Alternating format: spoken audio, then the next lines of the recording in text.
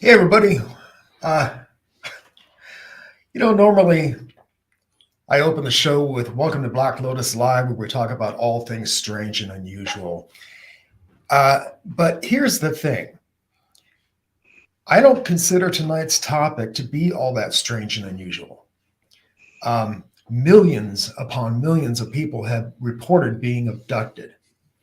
And that's only the ones who have reported it.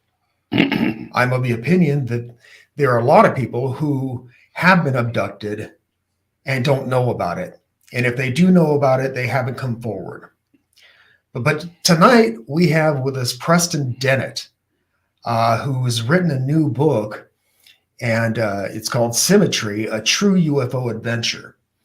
And so first of all, I'd like to say welcome, Preston. It's an honor and a privilege to have you here with us again. Hey, thanks very much. It's an honor for me as well. I appreciate it. So tell us a little bit about your book. I know you don't want to give away the cow for free, but how did you meet this woman? Yeah, this is actually a really interesting story. She reached out to me. Dolly, Saffron is her name. She's, of course, a lifelong contactee, and different from a lot of people who are having experiences in that she is fully conscious and has been since age 14, has had hundreds of encounters per year, so spends a lot of time on board these UFOs and the motherships, going to other planets, has developed a really extensive relationship with these grays and other ETs for that matter. And at some point decided she wanted to go public. And first thing she did, of course, is discuss it with her ET contacts, who warned her that there would be repercussions. Some people might not believe her. There would definitely be a lot of interest. And they just basically told her some of the results of what could happen if she goes public, and asked her why, what was her motivations and so forth. But Dolly really felt like it was time. She felt like the UFO field in some ways was being misrepresented, particularly the UFO contact experience, because her experiences have been very positive overall. So she decided to go forward and started looking for a UFO researcher who she felt was well suited to tell her story. And as she's going through, many of the researchers, she was quite disappointed. She felt a lot of them were not being entirely truthful, or had their own agenda, or were somewhat fear-based, and was a little bit in despair trying to find someone. And they encouraged her to keep looking. And finally, they said, we want you to take a look at this gentleman. His name is Preston Dennett, and pointed her in my direction. So, I asked her about this. I'm like, what, they actually used my name? She said, yes. They know who you are. Wow. Right? that freaked me out, because actually that's not the first time that's happened. But to hear it again was like really confirmation for me that perhaps I'm getting well known beyond Earth. I don't know. So yeah, they pointed her to me, and that's how I met Dolly. And we started corresponding and emailing back and forth, and eventually phone calls and Skype and meeting face to face, of course. So yeah, that's how it all began. How's it feel being universally famous? It is humbling. And it's a little, honestly, it was shocking when I heard that, because I kind of had an indication of it at some point, because you see UFOs every now and then, and I've had my own sightings. I did have a missing time incident. I'm aware that on some level I've had contact, but to hear it from a contactee like Dolly, whose case is really more extensive than anyone I've ever investigated or read about, for that matter, yeah, that was shocking. You mentioned that she was warned not to come forward about her story, and that there would be consequences. What kind of consequences? Well, she was told that there would be some debunkers out there who would attack her story. She was told that it had the potential to give her a lot of attention. Hold on a second.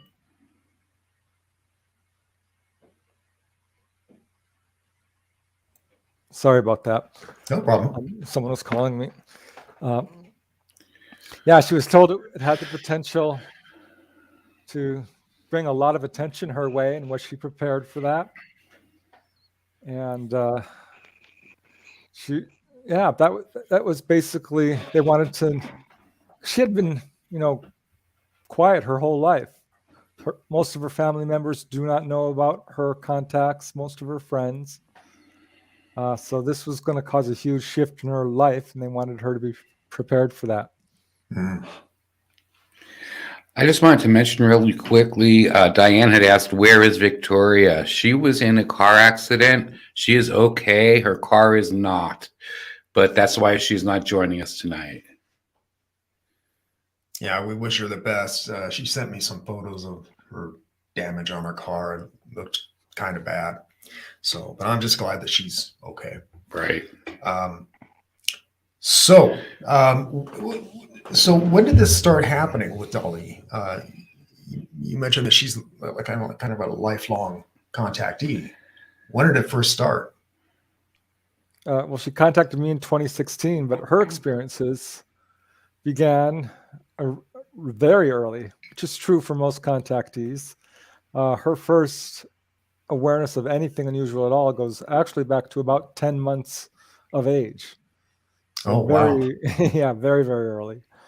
And that's How would she unusual, remember that?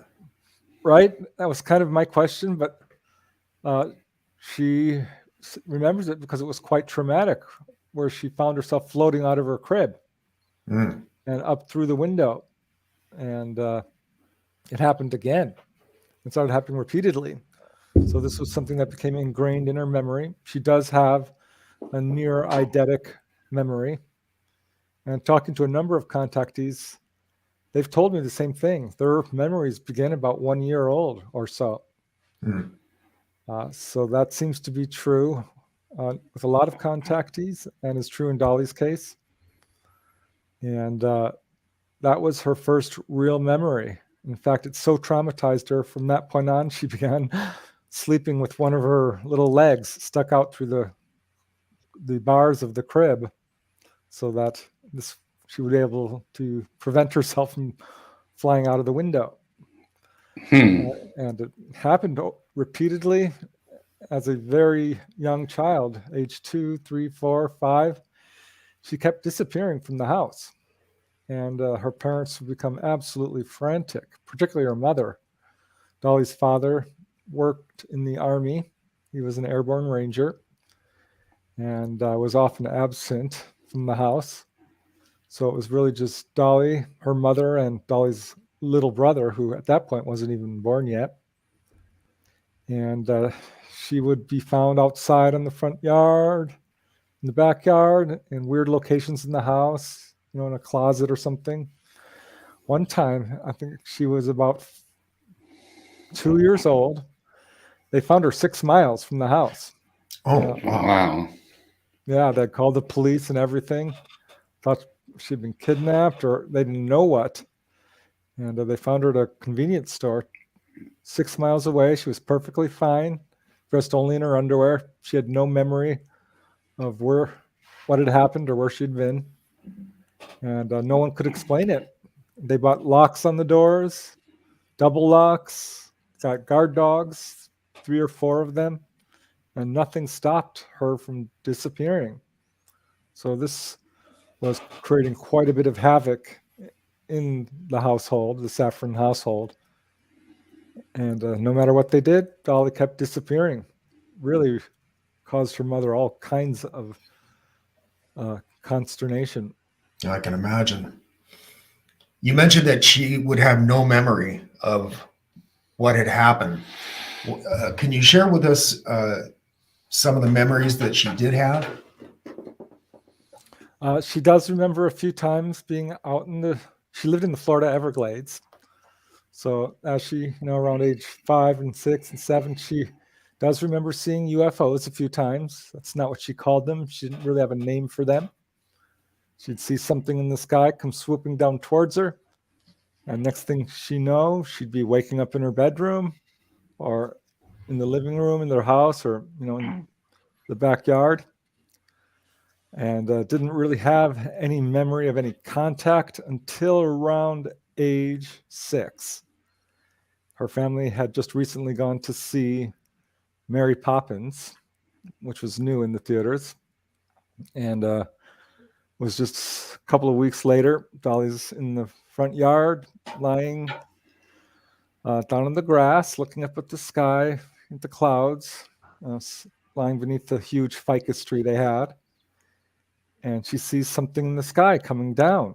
And her first thought is, this is, Mary Poppins on an umbrella. And she's looking at it. It's actually a huge sort of disc. And as it got closer, she realized this was not an umbrella. And she suddenly found herself inside this strange room. There was a figure there who called her over, and Dolly sat on this figure's lap. It was a woman, a female, who had a very large head, large wraparound eyes, very pale skin, a very thin body, no hair on her head. So basically, you're tall gray. Though Dolly didn't think of that at the time. She's just a little girl. And this gray said, Dolly's, who are you? And the gray said, well, you can call me Mama. I'm your contact. We're going to be contacting you. We're going to be taking you for some rides in the near future. We want you to know that. We want you to know there's no reason to be afraid. We're going to take care of you. We're going to teach you. We are very interested in your life, and we want to help teach you this sort of thing. And it was a fairly brief encounter. That's all Dolly really remembers. That was her first clear memory of meeting one of these guys. And following that, she started to have very vivid, what she called dreams at the time. She now realizes they weren't dreams at all, but she was being taken on board these craft and taken to another planet, which she calls the tree planet or the learning planet. And this is a very large world, lower gravity, filled with all kinds of wildlife and huge, huge trees. And she found herself there with a group of other small children, girls, and they were taken up into this sort of a treehouse type structure where they were taught by these 3 grays on various subjects, which at that age mostly focused on morality and ethics and the importance of doing the right thing, psychic development, telepathy, these sort of things. So at the time, Dolly knew this wasn't like normal dreams. She tried to tell her mom, somebody's coming into my room at night. And her mom says, oh, it's just your imagination. She tried talking to other people about it as she grew older, but it became clear to her that other people didn't understand, and these were different experiences than other people were having. So she very quickly learned not to talk about this. And for years, this is how it had sort of remained. She just sort of lived this very vivid nighttime dream life. That's how she looked at it. Because she didn't know how to interpret it. She wasn't thinking UFOs. She wasn't thinking aliens. But all of that changed at age 14 when she had her first fully conscious contact. I've heard the same plan. Being examined. Sorry. Go ahead. I've heard the same description of this planet from other abductees. And it sounds like a very beautiful place. Yeah, she says it's absolutely fantastically beautiful. And in fact, it's so rich in life that she's come to look at Earth as almost a dead planet. She says the second you step out of the craft onto the surface of this planet, the smell just knocks you over. The plants are enormous with leaves, taller than she is, flowers twice her height, trees that tower at skyscraper heights. It's just thick, thick, thick with life. Huge, thick flocks of birds, life twittering and whistling and everywhere. It's just really, really alive in a way that Earth isn't any longer. Did she happen to mention if there were different species of animals that we don't have here on Earth? Oh, yeah. Yeah, she said, actually, a lot of them were very close to what we have.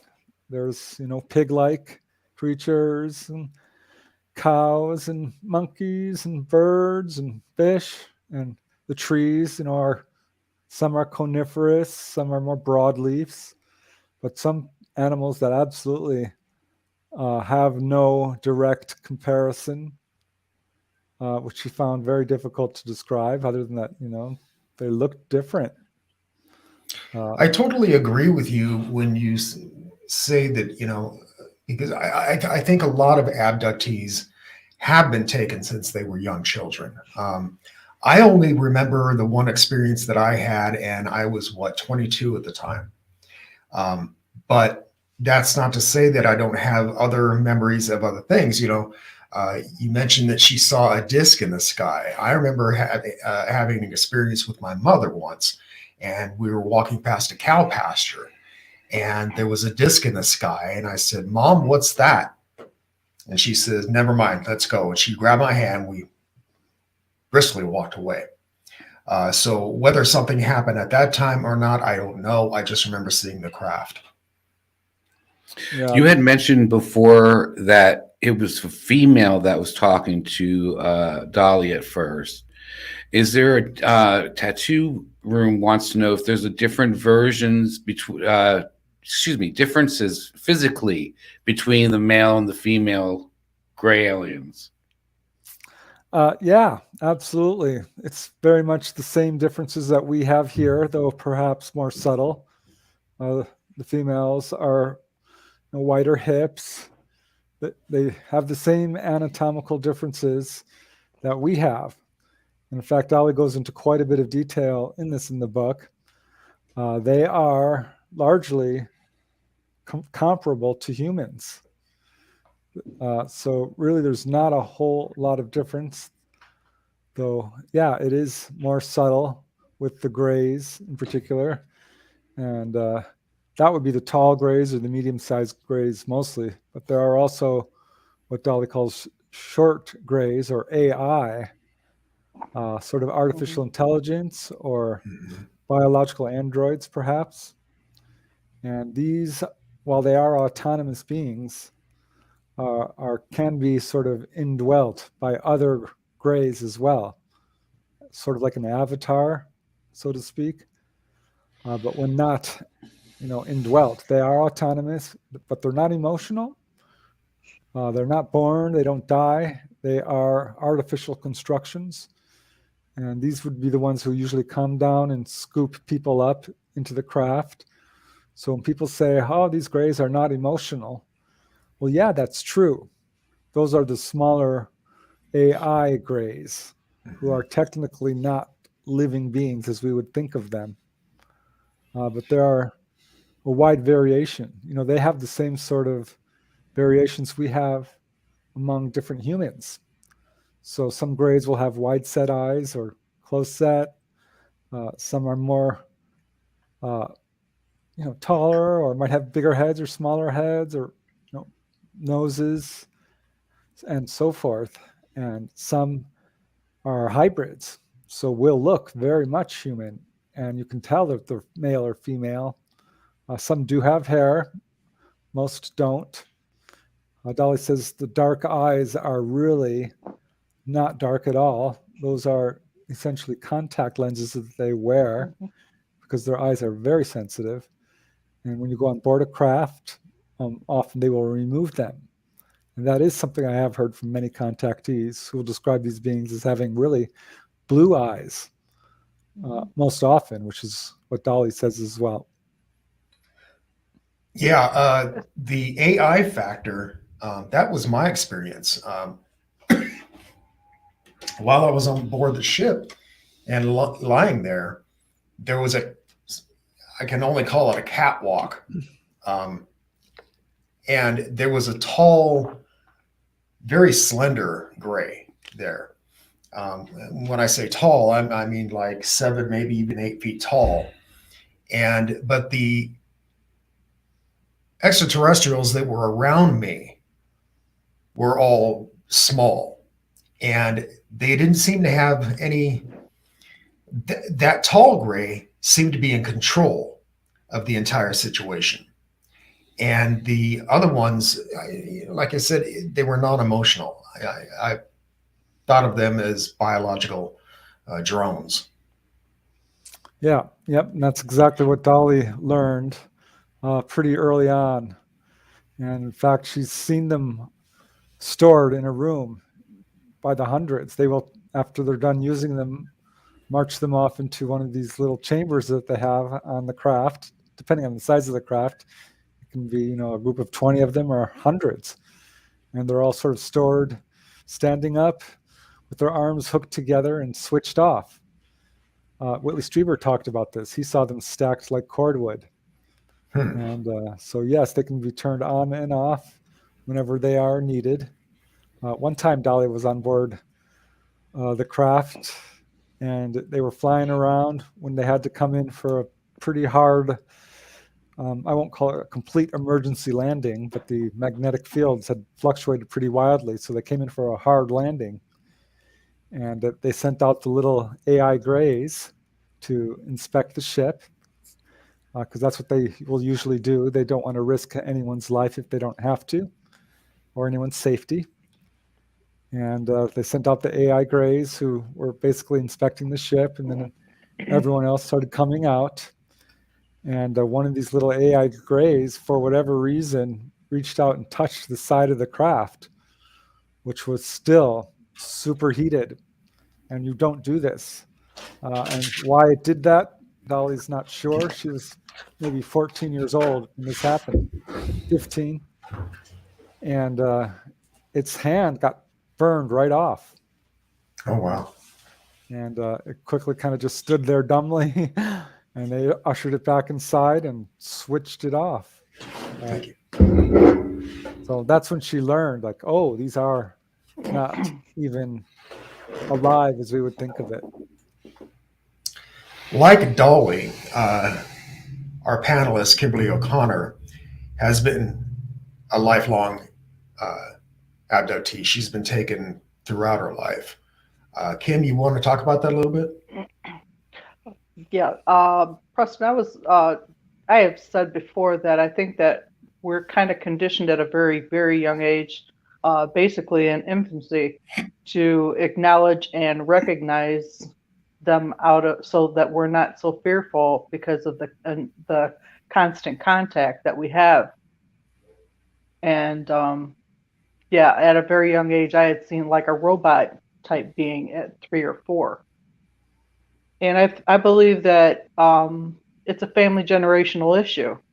Not everyone in the family will be taken, but I believe that, at least 1 or 2 within the generation for testing and watching over is taken. I forget where I was just going to go with that. But yeah, sorry, my mind just went blank. That's absolutely true with Dolly. She is a generational contactee. Her father is the one who's had contact, not her mother so much. Her mother is very fearful of the subject. They're both passed on at this point. But Dolly's father had contact as a very young man. I think he was like 14, 15 years old when he had his first real contact that he remembered. But he was pulled on board and there were grays there. It was a positive experience for him. He was not fearful. Now, did Dolly have any experience with examinations? Does she have recall of anything like that? Oh, yeah. Yeah, that's something they will do fairly regularly. They will do that with pretty much all contactees. It's sort of the first procedure. Dolly's first conscious contact occurred at age 14. This was in 1973. She was sort of looking out her window when she saw, this was in the evening, around 1 a.m., and saw these star-like objects, and they came swooping down, a couple of them, towards her house on the edge of the Florida Everglades there. One went a little in one direction, and another came right down into her backyard. And at this point, Dolly had almost connected the dots. She knew something was going on with her. She knew she was having missing time, and she was dead set on remembering what was happening to her. So when she saw this craft hovering over the trees in her backyard, she said, I'm going to remember this. I'm going to study this. I'm going to pay very close attention. And she looked at this metallic craft, which was, 20, 30 feet wide, sort of largely disc-shaped, not quite. It had two windows on it, and there were these two grays looking out at her. And she locked gazes with them, and that completely freaked her out. This was the one time she did have some real fear, because she thought, oh, those are aliens, and they're looking at me. And she turned Does she have any star children? Yes, she sure does. At least 3 that she knows of. One of whom she's met face-to-face on Earth. He came to her after she had been pretty severely injured. But this experience at age 14, she dives under her bed. The room fills with light. She wakes up. It's the next morning. She's wakes up and realizes she's wearing someone else's pajamas. They're on inside out, backwards. She tears them off, quickly cleans herself up, goes down to the kitchen where her mom is making breakfast and says, Mom, did you see any lights last night? Anything strange? And her mom's like, what are you talking about? What did you see? And Dolly says, I think I saw a UFO. And her mom absolutely forbade any discussion of these sort of things. So she just said, no, no, no, no. At that point, the radio comes on, which, they listen to it each morning. And the announcer is talking about how there were sightings in their area. That 2 police officers not far away had sighted UFOs. So Dolly gets absolute confirmation at this point. And her mom's still saying, no, don't discuss it. I don't want to talk about it. And Dolly leaves the kitchen and runs into her dad, who just happened to be home that day. And he said, I've heard the whole thing. What you need to do is go meditate.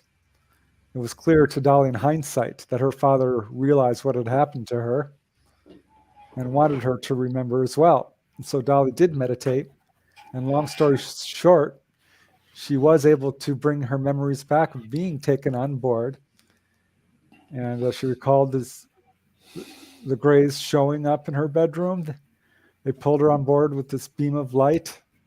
An energy beam is what she calls it. Came up through a little hatch in the base of the craft and sat on the floor.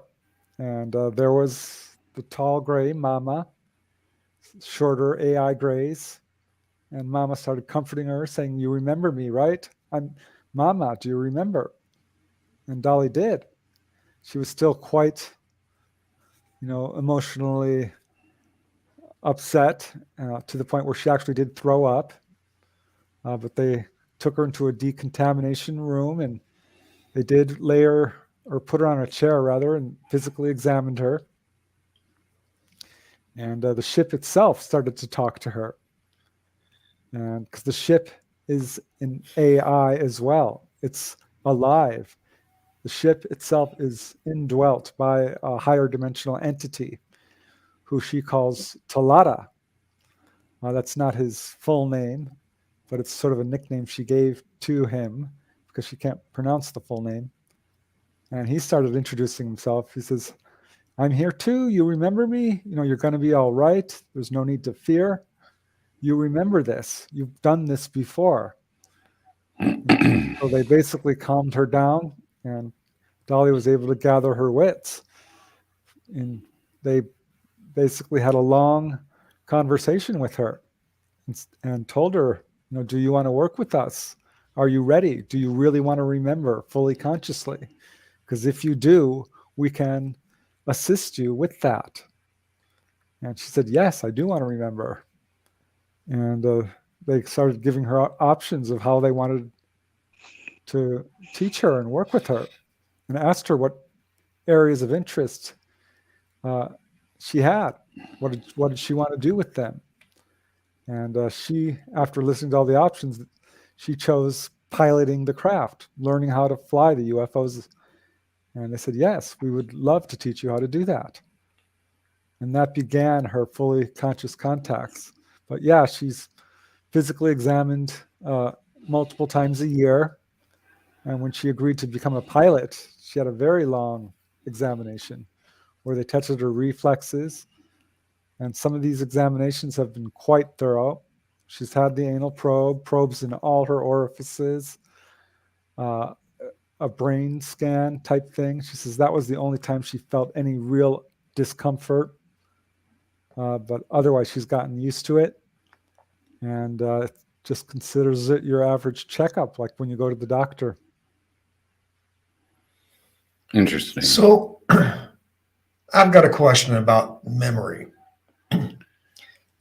What happened to me, the thing I can recall anyway, happened in 1988, but I didn't remember this until 1995. Why is it, do you think, that some people gain their memory of this immediately, and then other people are like me and don't remember for years? Yeah, I am not entirely sure.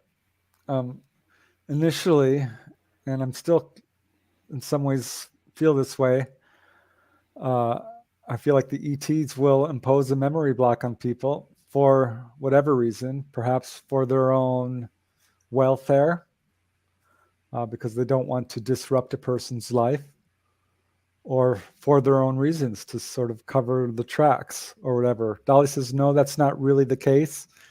People who don't remember are given that choice, and they want you to remember. And in many cases, will give you sort of a cue at some point. So they will ask people, do you want to remember? And you can either say yes or no, or I'm not ready, or they often will say you will remember when the time is right. And for some people, that will be the next day, 2 weeks later, a year later, 2 years, 20 years later.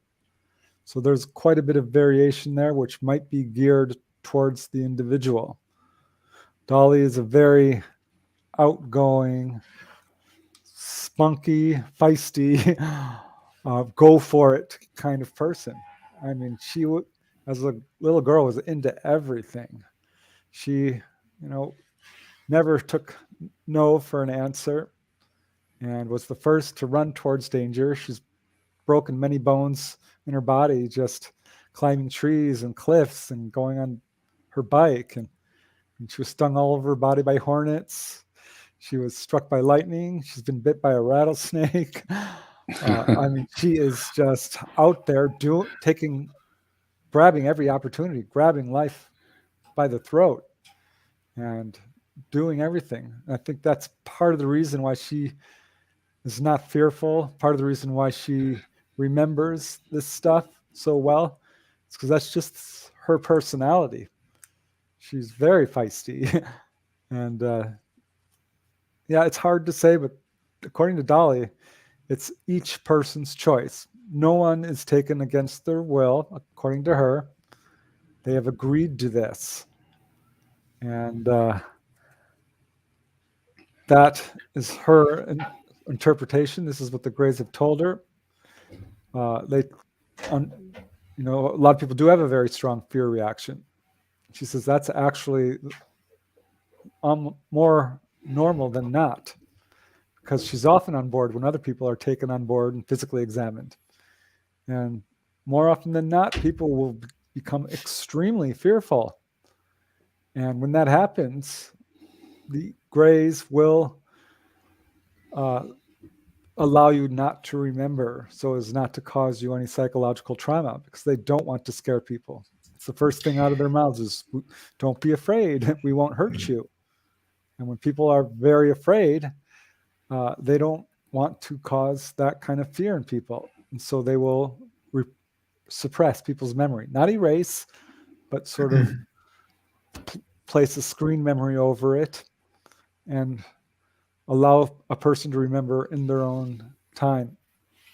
So when I remembered in 1995, when I first recalled this incident, I thought of it more as just an interesting thing that I went through. Prior to this memory coming back, I didn't even believe in aliens. Well, I didn't believe in UFO visitation.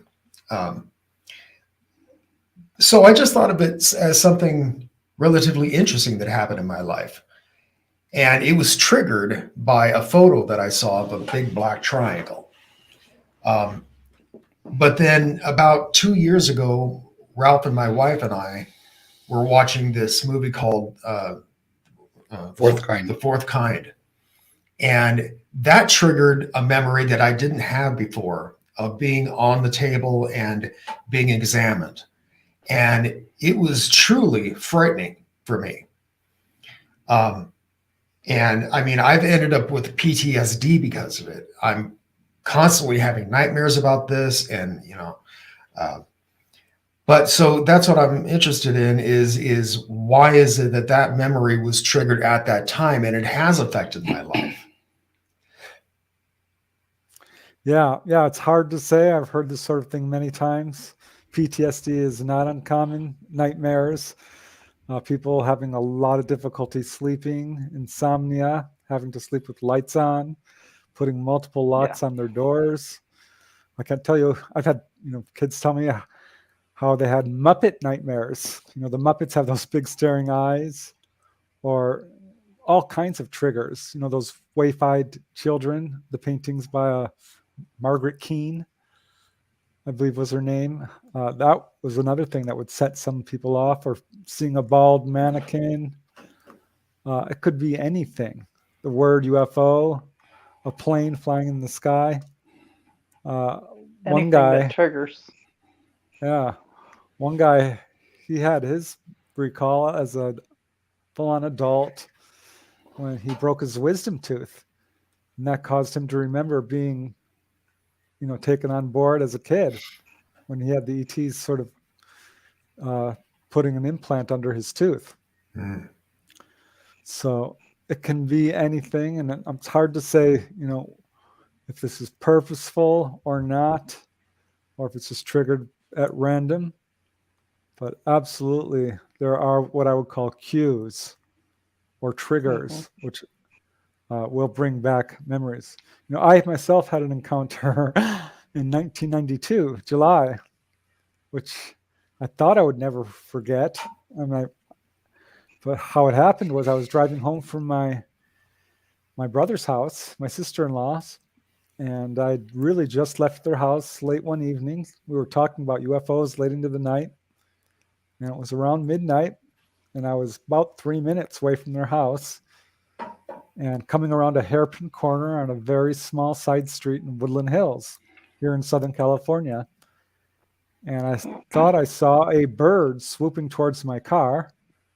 And looking up, I could see it wasn't a bird. It was a ball of light. I'm thinking, okay, a firecracker. Because, it's late July. This is what I'm thinking. But it clearly wasn't a firecracker, because this thing dropped down from about 300 feet and hovered in front of my windshield. And it was a small orb, about the size of smaller than a tennis ball, and sort of golden white and solid. And it's right in front of my windshield, and it's kind of staring at me. And I remember, it darting back and forth, 2-3 times, dips down over the hood of my car, almost scrapes the cement of the street and goes straight up. I remember leaning forward, holding the windshield, or the driver's steering wheel, and staring up through the windshield. and watching it kind of just go straight up into outer space.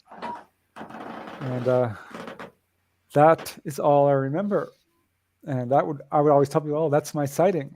And someone says, well, what happened after that? Did you drive home? I don't remember driving home. In fact, after that incident, I completely forgot it. I did not remember it at all. So I think I had missing time. I normally would have turned right around and told my brother Mark, Christy, I saw a UFO or this thing, it's orb. I didn't do that. I didn't write this down. I've had previous sightings since then, and I would always write them down. But I didn't, and that was erased from my memory for months until I think it was about 6 or 7 months later. I just suddenly remembered it, but that's all I've remembered. I don't remember being taken on board or anything, and I suspect I was, because I would have been quite excited about this. Driving home. I should remember driving home. I don't. So yeah, I kind of get it now when people say I don't remember this or we didn't talk about it. I'm like, how could you not talk about a UFO landing in front of you on the road? There's this weird amnesia factor. As I mentioned earlier, or Ralph mentioned, Victoria Monday could not be with us tonight because she was in a car accident earlier today. And she's okay, but her car is kind of banged up. But you had mentioned Margaret Keane and her art prints. And so anyway, Victoria asked me to ask you several questions here. She said that she stumbled upon an old book of yours. And she says, now I'm really curious. And she says, Margaret Keane's art prints, do you feel that they were in reality paintings of ETs? And perhaps these paintings were actually a coping mechanism for people who were abducted? And I think you pretty much answered that question just now. But she also asked about cat aliens. And she said, is it possible that ancient Egyptians had interactions with them, and that is why they considered cats to be gods? Yeah, I've wondered about that. I've wondered about Margaret Keane. Maybe she was a contactee. I looked into her life. There was no indication that she was, but perhaps she was, and this was a subconscious way of dealing with it. But as far as she may not have memory of it. Yeah. As far as cat-like ETs, I've had many contactees tell me that the grays that they saw reminded them very much of hairless cats, of tall, 3 foot tall, humanoid hairless cats. Mm-hmm. And Dolly did encounter a cat-like being which was not hairless. It was covered with fur, it had little ears. It was a cat-like ET, which I found really intriguing because I do have another case like that, which I sort of put on the back burner because I don't have a whole lot of cases where people describe, full-on cat-like beings.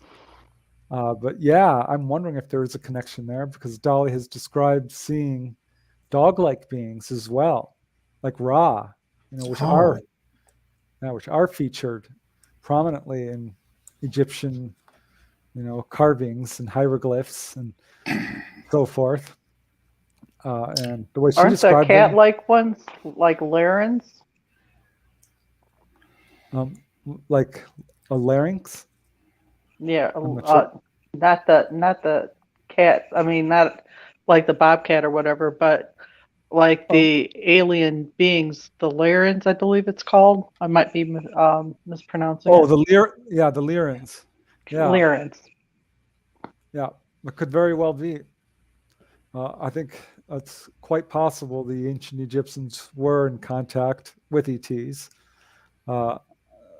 If I did talk to an Egyptologist who did describe some manuscripts which flat out describe UFO encounters. And like many indigenous cultures, particularly the Native Americans, but really across the world, they describe how they believe that they were taught by ETs, and that the star people, so to speak, are in fact their ancestors. So I really think that speaks to our relationship to the ETs. It's not really us versus them. It's we are you, you are us. Our relationship to them is much closer, I think, than we realize. There are absolute human-looking ETs out there, which really speaks to questions regarding human origins at all. And also, there's the Chimers, the half human and half animal, and those were in the Egyptians as well. That really makes you wonder, because Dolly talked about seeing bird-like ETs as well, like the Anunnaki, winged beings. So, yeah, I think there's definitely a connection there. What I find really interesting is, all the ETs described, they are almost universally humanoid in form. And this was one of the reasons Dolly chose the title Symmetry for the book, because very early on, the ETs were taking her to other planets. Initially they gave her a tour of our solar system. They took her to the moon at age 14. But before that and after that, they had taken her all, to Saturn, to Jupiter, Mars. Not landing, of course, but just sort of circling the planets. But would take her to other planets. They took her to a water planet very far away. And there were human-looking beings there, very much human. I think we have a basic structure, even though there are different features. Yeah, sort of a template. The features are different. That's what they told Dolly, and that was one of the big lessons for her. When they would land on a planet, they're like, "See, life is the same anywhere." They would take her to a far distant planet, and there would be pine trees. There would be, giraffes, she said, did not evolve here on Earth. They were planted here. All life was planted here because there are regular sort of life cycles. Disasters. Sure, look at the redwood trees and how big they are. Right? And, even mainstream scientists are looking at the octopus and thinking, this is far different from most life forms, or the Venus flytrap. And there are life forms on our planet which are only existing in one spot. So the idea of evolution, while obviously true, things do evolve, I don't think explains the origin of life on our planet or the huge diversity we have. And according to Dolly, she says she's been to some planets where there were bulls, Brahma bulls, who were basically 4 times the size we have here on our planet. Huge. She's been on craft, these huge mother ships, where they have large arboretums, large animal husbandry centers, where they collect animals from various planets, including Earth, particularly planets that are in danger of having these animals go extinct. And she said she sees all kinds of fantastic animals, including what we would think of as dinosaurs, which can be very, very large. And they will transplant them to various planets. They are caretakers. They're gardeners. That makes sense. Yeah, we see that. There are countless reports of UFOs landing along the side of the road, and out come the ETs, and they're digging their little shovels, and they're clipping plants and putting them into the little containers, or landing at farms and herding, a farmer's rabbits into their craft, or what do you think with the Bigfoot? Do you think there's a connection? Because there's reports of if you see one, you see another at times. Yes, I do think there's a connection. I'm not sure how strong the connection is, because most people who see Bigfoot don't see a UFO or aliens, and most people, vice versa. If you're taken on board a UFO, you're not likely to see a Bigfoot or, this sort of thing. But there is a handful of cases, more than a handful, 50 or 100 on record, in which these two phenomena perfectly intersect. And by that, I mean a person will see a UFO and there are Bigfoot below it, or coming out of the craft, or going in, or alongside the grays. So I think, And there's so many different types of those, even though the base structure is there, but the features and the demeanor differs, and they're on all continents.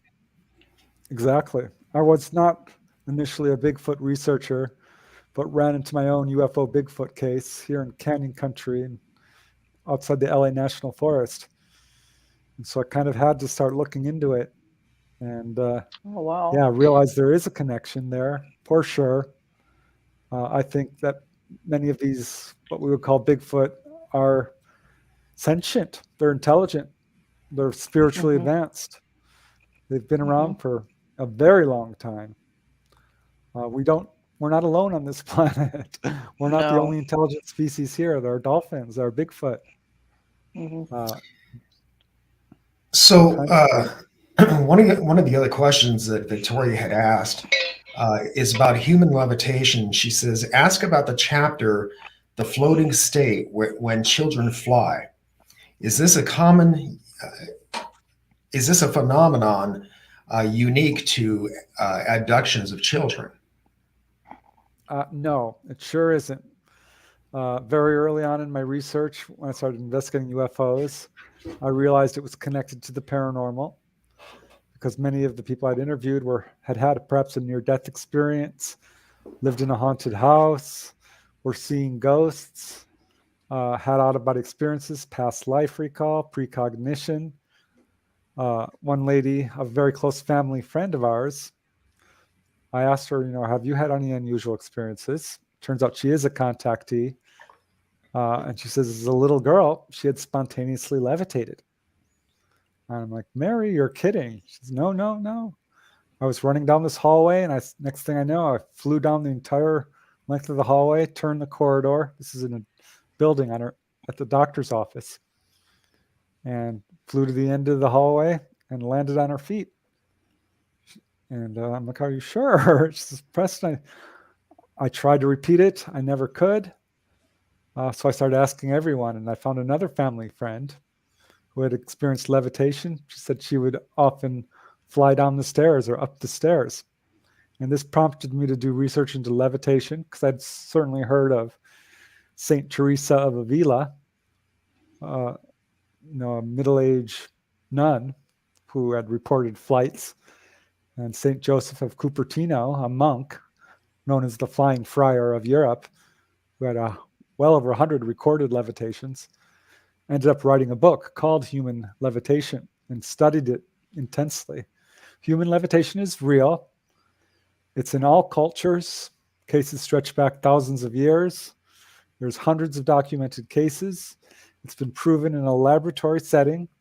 It happens to all kinds of people in all kinds of situations, but largely to people who are very spiritual in some way or another. So nuns, monks, medicine men, sorcerers. It all depends on the culture. But also normal people, housewives, businessmen, and children. There is a floating stage from around age 5 to 15 where children experience spontaneous levitation. And I'm not sure what brings it on, but there are many cases of kids flying up and down stairs or just running along, and suddenly they're floating over a little field or what have you. And do you think this is one of the senses that are dumbed down over the centuries? That we all were able to do that, and we were just dumbed down to the five senses, and now just trying to get back some of them, such as telepathic abilities and things like that, communication. Exactly. It's not a supernatural, superhuman ability. Right. It's a natural human ability that we all, lies latent perhaps within most of us, but anyone conceivably could do it. And Dolly reported levitating as a very young girl up into a shelf on the closet. Happened twice. Her parents couldn't believe it. Had no explanation of how she had reached that high of a shelf. And she had a few spontaneous episodes of levitation. Happened to Whitley Strieber, happened to Stephen Greer. It's if you're a contactee, you're more prone to levitation because as a contactee, your psychic abilities are often enhanced or woken up or ignited as a result of your encounters, because that's one of the main ET agendas, is to wake us up to our own natural human abilities, including levitation. It's like a give and take thing, I think. They take something, then they give us something in return. That's what they told one lady, Lynette. They said, "This is our gift to you." That's what they told Pat Cates, another lady I interviewed from Louisiana. They said, "This is our gift." They used the same exact words. That's what they told another lady, Pat Smith was her name. She learned how to do healing very strongly. So Right. they really want to help people reach their full potential. And I think this speaks You learn how to towards use the stones and the crystals for healing and other things as well. A lot of gifts. And this speaks towards their agenda. They're not trying to hurt people. The very, most negative thing I hear from people is the physical examination, being taken, quote, against your will, causing a lot of PTSD and fear and trauma. And a physical exam can be very unpleasant and sometimes painful. But what I don't get is outright sadism or torture. I just don't have accounts of that. And people who don't have a strong fear response are often given freedom of movement. Their memories are not suppressed. They're taken to the engine room, told how the craft works. They're taken to the observation deck, shown the star That's fields. me. Yeah, same thing with me. I was able to sit among them, freely. And I have no fear. They will teach you how to I fly was the shown a lot of craft. things. They will teach you how to do telepathy, teach you how to operate all their equipment. They will give warnings.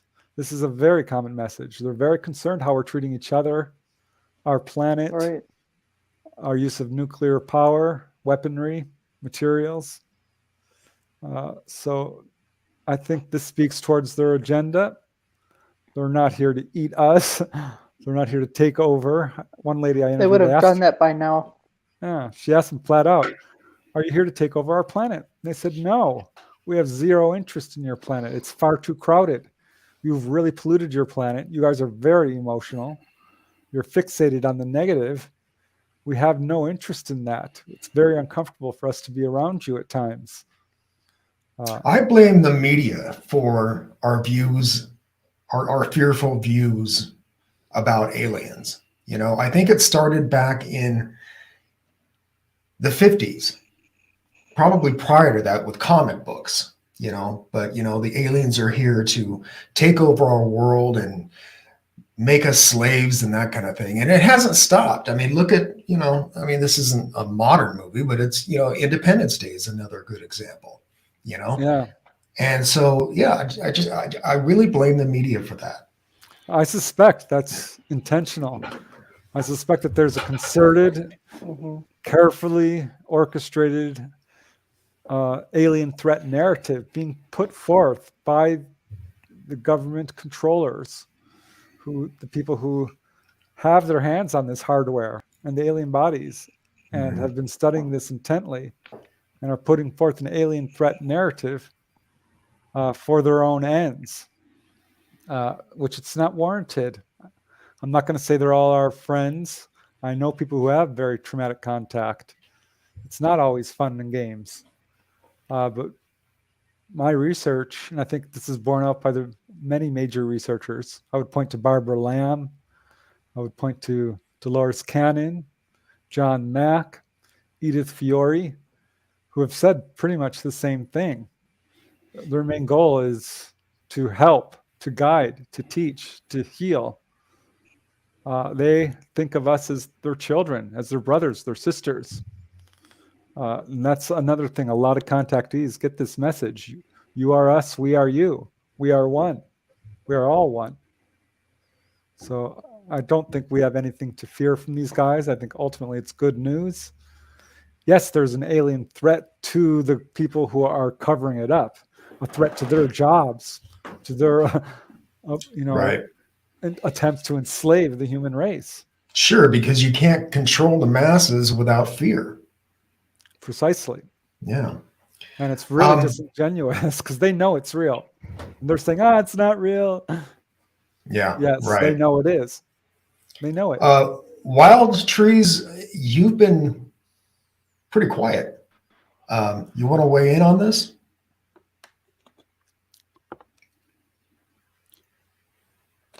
You have You're to still unmute. muted. 1 second. There you go. Okay, can you hear me? Yeah. Okay. Yeah. I do have a question. I'm just off today because I'm really drunk at the park, so I didn't really get in there.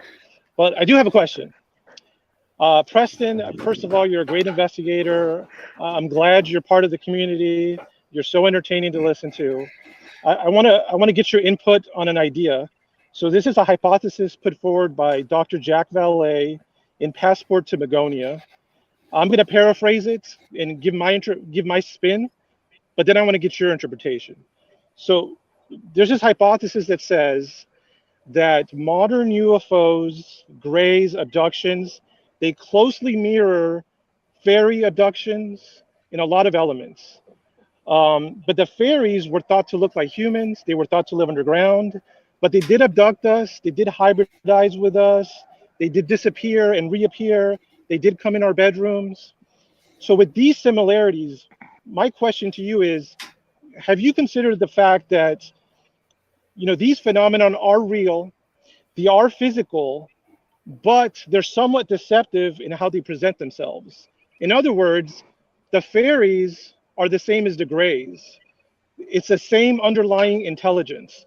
However, it is changing how we perceive it. And so I've just wondered, do you think there is any deception? I mean, living things do deceive other living things. Wild animals camouflage themselves, plants camouflage themselves. Animals do deceive each other. So what's your opinion on this?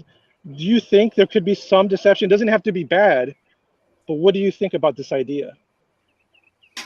Yeah, I'm certainly familiar with this Jacques Vallée's theory of an intelligence which wears different masks, and that perhaps what we're dealing with is not ETs at all.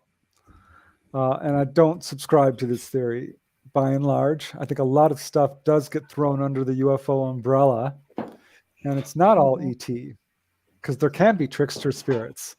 And if you look into the paranormal, there are such things as angels and demons and jinns and fairies. The fairy lore is very compelling, and I have looked into it in depth. And I think what we're seeing is each culture has a tendency to interpret these phenomena under the guise of their belief system. And one lady I interviewed who is having encounters with grays was told this flat out. The ETs told her, who you thought were angels was us. That was us. And I think that is part of what is going on here. Part of what is going on here is that, yes, there are trickster spirits who can put on masks. And we know the ETs do this. They do put forth screen memories. So people will come away, with an experience of seeing an owl. Or, I've heard them all, particularly with kids, will, believe that they saw clowns or superheroes or 3-foot-tall teddy bears or cowboys. I mean, you name it. I have heard all of this stuff. It's my assessment, I should say, that by and large, the UFO phenomena that is being reported in such large numbers is exactly what it appears to be. Extraterrestrials. A UFO is a craft, and it's being piloted by biological beings from other planets. And I have good reasons for saying this. This is the most popular theory by far. This Jacques Vallée theory is, I think, the second runner-up. And there are others, time travelers, crypto-terrestrials, interdimensional beings, and so forth.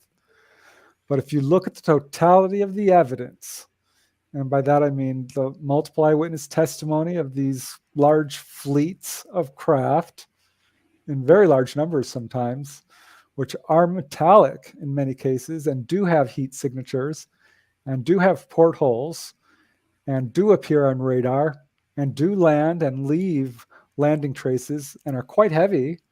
In the Trans-en-Provence case, I mean, this thing bent down the railroad ties or leaves, burn marks on the grass, such as in the Socorro case or the Delphos, Kansas case, and many others.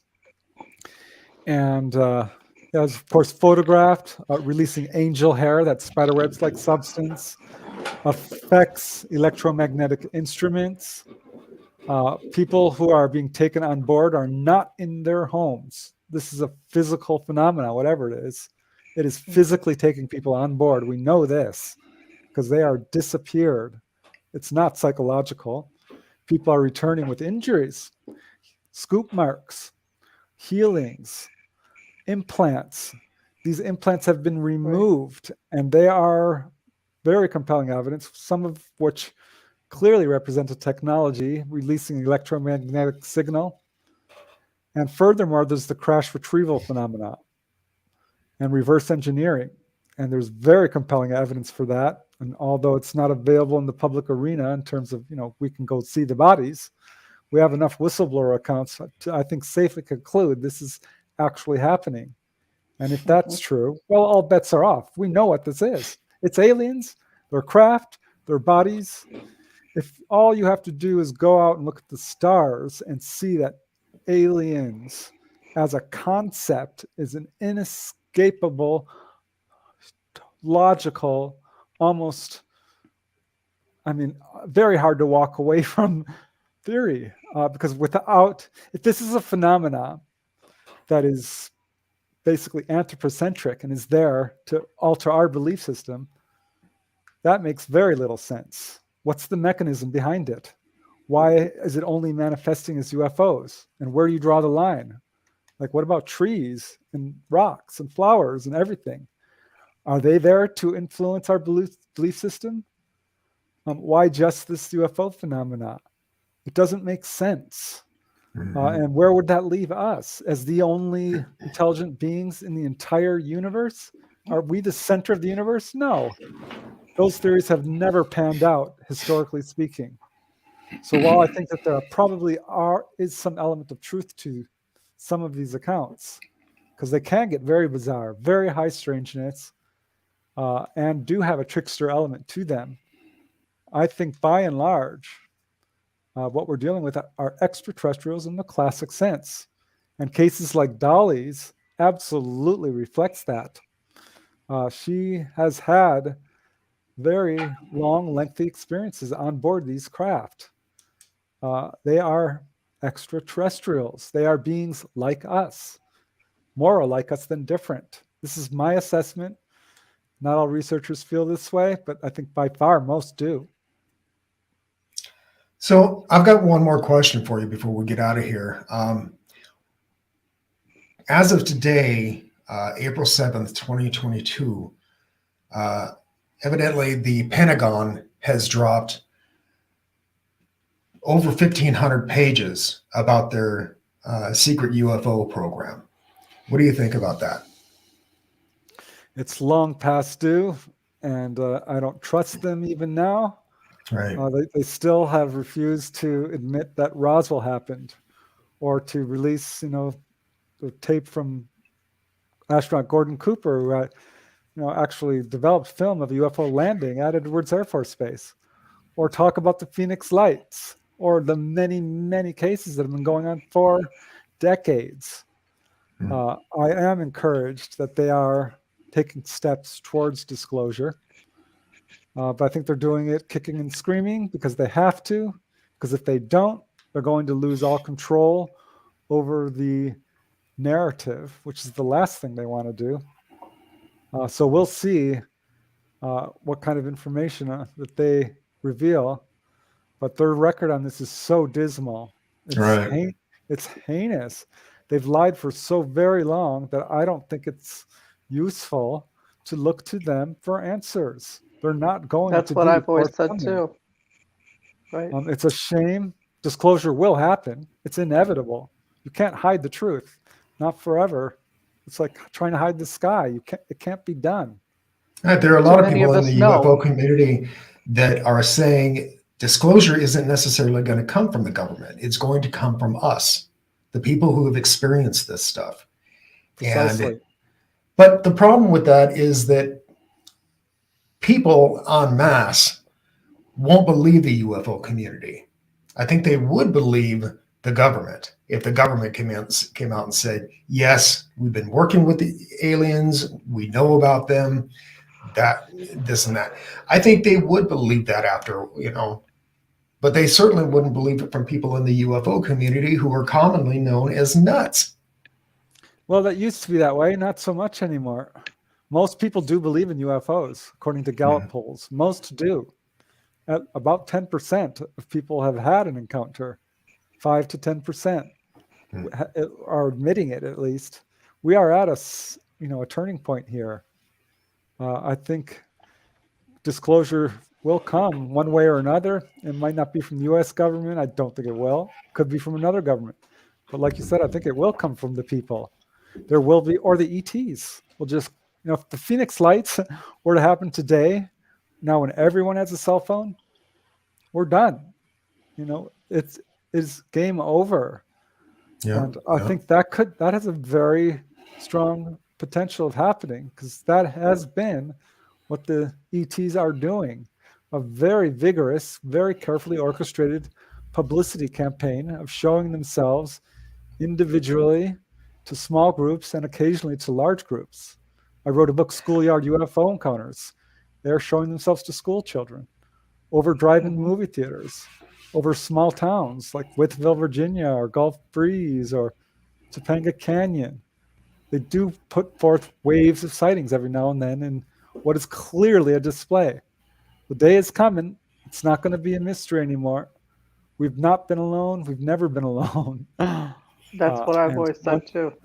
Yeah, the day is going to come when people accept this as a reality, because there's no choice. But the government then says that they've got so many crafts that they're creating that look similar, that it's not UFOs, that it's actually our own crafts. If that's the case, then why do that? Why put that out? Yeah, exactly. And if these things show up in super large numbers, which would be, millions of them, well, it's clearly not government, because we couldn't possibly have that many of them and keep them hidden. I mean, we'll see how this all rolls out, but I feel like we're in a pretty mercurial situation right now that could change on a dime. There's too many of us that know the truth. Yeah. So we are going to get out of here for the night. Preston, thank you very much for being here. It's always a pleasure to have you. Thank you. Viewers, thanks for watching. His new book called Symmetry, A True UFO Adventure, is currently one of the best sellers on Amazon, and I've got a link for that dropped in the description. You can also visit his website, PrestonDennett.com. So again, thank you very much for being here. Viewers, thanks for watching. Please hit that thumbs up. We love to see that little blue thumb. And don't forget to subscribe and hit the bell when you do so you will not miss any of our shows. And if you have friends that are into this stuff that we talk about on Black Lotus, make sure to share it around. I'm sure they would like it. And share it to your socials. Share them to your groups. So anyhow, until next time, keep thinking and question everything.